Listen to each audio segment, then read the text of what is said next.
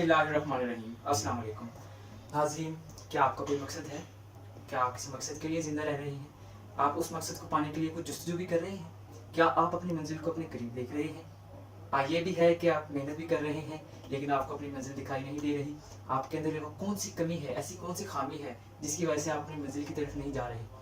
इन्हीं सवालात के जवाब लेने के लिए आज हम हाजिर हैं एक दफ़ा मौज़ूद मिर्ज़ा के साथ। मैं सैयद नादिर आफरी। इंशाल्लाह हमारे साथ रहिए और आपको बहुत कुछ सीखने को मिलेगा।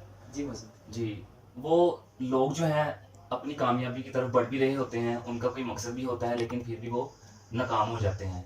वो कौन सी वजूहात हैं जो वो जिनके अंदर उनके अंदर जो कमियां रह जाती हैं, वो कौन सी चीज़ है वो जो कर नहीं रहे होते साथ साथ। सबसे बड़ी बात ये जो है वो ये है, वो बहुत सारे काम जो है वो लेके चल रहे होते हैं। कोई भी कामयाबी है या कोई भी रियल सक्सेस जो है ना, वो ये है, वो फोकस मांगती है, एक चीज़ के ऊपर फोकस मांगती है। मुझे आज भी याद है जब मैं छोटा सा था, तो मैं अपने दादा के जो ग्लासेस थे ना, उन्हें मैं लेता था और धूप में बैठ जाता था। और जब मैं धूप के अंदर रखता था, वो नीचे एक पॉइंट बनता था जो जब वो सूरज की रोशनी उस आईने के ऊपर पड़ती थी तो वो ज़मीन के ऊपर एक फोकस बना देता था।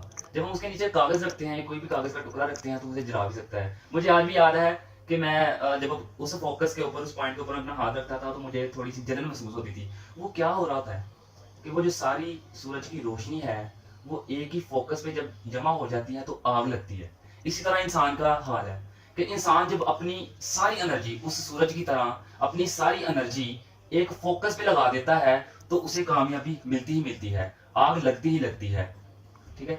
इसी तरह फेमस तबीब हमारे जो है गुजरे हैं, मुस्लिम साइंटिस्ट बोरी सीना, जब छोटे से थे तो इल्म की बड़ी तब थी, इल्म की बड़ी शौक था उन्हें। उनके जो टीचर थे वो एक सब्जी फरोश थे, क्योंकि उस जमाने में जो टीचर्स जो थे वो शाज़ो नादिर ही पाए जाते थे। उनके जो टीचर थे वो सब्जी फरोश थे, वो रोजाना उनके पास जाते थे और इल्म सीखते थे। एक दिन ऐसा आया कि जितना इल्म था उनके टीचर के पास, वो सारा उन्हें डिलीवर कर चुके थे बोरी सीना को। अब उन्हें और जुस्तजू थी कि मैंने और कुछ सीखना है। उनके जो उस्ताद थे उन्होंने बोरी सीना से कहा कि आप फलां जगह पे एक बादशाह है, उसके पास चले जाओ, उनकी एक लाइब्रेरी है, उनमें बेशुमार किताबें पड़ी हैं, आप वहां पे जाके जो इल्म है मजीद हासिल कर सकते हैं। अब वो उस बादशाह के पास जाते हैं, उस बादशाह के पास जाते हैं, जाने पे उन्हें ये पता चलता है कि वो बादशाह जो है वो शदीद बीमारी में मुब्तला है। अब उस मुल्क के जितने भी तबीब थे उनसे भी इलाज वो करवा चुके थे, और दूसरे बादशाहों के भी तबीब थे, उनसे भी वो अपना इलाज करवा चुके थे, उन्हें लेकिन आराम नहीं आ रहा था। अब बादशाह की जो है महफिल लगी हुई थी, वो जो बच्चा था बोरी सीना छोटा सा था, उन्होंने ऐलान किया कि मैं बादशाह का इलाज कर सकता हूँ। अब वहां पे जितने भी आदमी बैठे थे वो हंसने लग गए।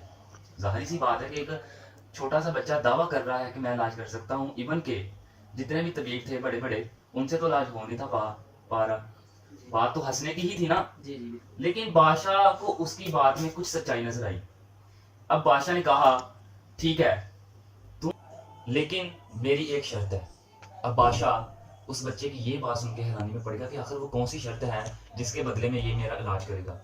जब बादशाह उसे दरियाफ्त करता है तो पता चलता है कि वो छोटा सा बच्चा एक फरमाइश कर रहा है। वो फरमाइश ये थी कि मुझे 1 साल के लिए अपनी लाइब्रेरी दे दी जाए।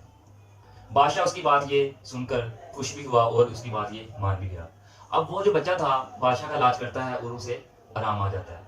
उसके बाद 1 साल के लिए उस बच्चे को वो लाइब्रेरी दे दी जाती है। अब वो बच्चा इतना इंटेलिजेंट है कि 1 साल के अंदर उस लाइब्रेरी में जितनी भी बुक्स पढ़ी थी उसने हिफ्ज कर ली थी। बाद में बोरी सीना ने 450 बुक्स लिखी। उस जमाने में इतनी किताबें लिखी, लेकिन लोगों ने वो किताबें तब पढ़ी नहीं थी। उन्हें पता ही नहीं था कि हमारे दरमियान एक ऐसा शख्स भी पाया जाता है कि जो हमारे लिए महान शख्स है। अब 250 साल के बाद जब जदीद टेक्नोलॉजी आई, उन्होंने सर्च करना शुरू की, तो उन्हें पता चला कि 250 साल पहले एक शख्स गुजर चुका है जिसने ये सारी बातें बुक में लिख दी।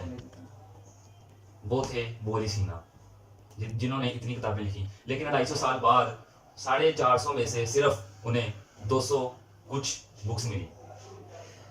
तो बाज औकात ऐसा भी होता है कि अगर आप अपने शौक को लेके चल रहे हो, आपके माइंड में ना कामयाबी है ना कुछ और है, सिर्फ आप अपने शौक को लेके चल रहे हो, تو آپ کو کامیابی ملتی ہی ملتی ہے، چاہے وہ آپ کی زندگی میں ہی ملے یا آپ کے جانے کے بعد، کامیابی 100% ملتی ہی ملتی ہے۔ جیسے بولی سینا تھے، ان کے اس دنیا سے رخصت ہو جانے کے 250 سال بعد انہیں کامیابی ملی ہے، اور ان کی کامیابی نے چینک چینک کے کہا ہے کہ بولی سینا واقعی کامیاب شخص تھے۔